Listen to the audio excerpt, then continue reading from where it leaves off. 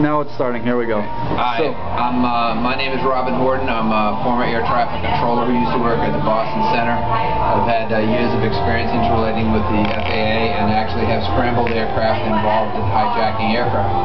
Now I've looked into some of the NORAD stand-down reasons on 9/11, and I feel that I've got a very reasonable answer as to how and why interceptors weren't scrambled off of the ground to intercept certainly the first two, and then later on the next two airliners that took off.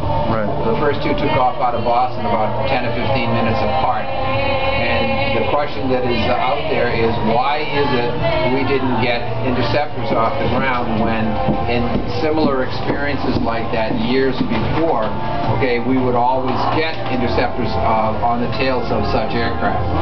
In June, and have an answer, in June of 2001, the interrelationship between the FAA and the military NORAD and the Pentagon changed by an order to the Joint Chiefs of Staff. And this internal order between the Pentagon and NORAD and the FAA changed an emphasis on scramble protocol from in-flight emergency scrambling, which means that you immediately scramble aircraft up into the air to deal with aircraft that were showing signs of in-flight emergencies, right, into a hijacking scramble protocol, which is not an instantaneous departure. It's delayed.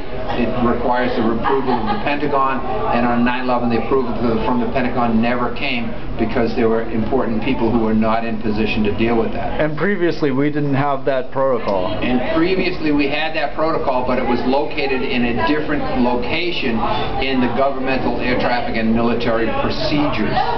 And the June change shifted the protocol over underneath the Joint Chiefs of Staff, meaning they emphasized, okay, that all scrambles would be hijack scrambles, which means that all scrambles would be slow and require Pentagon approval. Now here's the background and some proof. For the last 10 years we've averaged about 150 scrambles a year. We've never had any hijackings in that time period, so all those scrambles were in-flight emergency scrambles. I'll go off the ground immediately, right after the target in question, as soon as you can.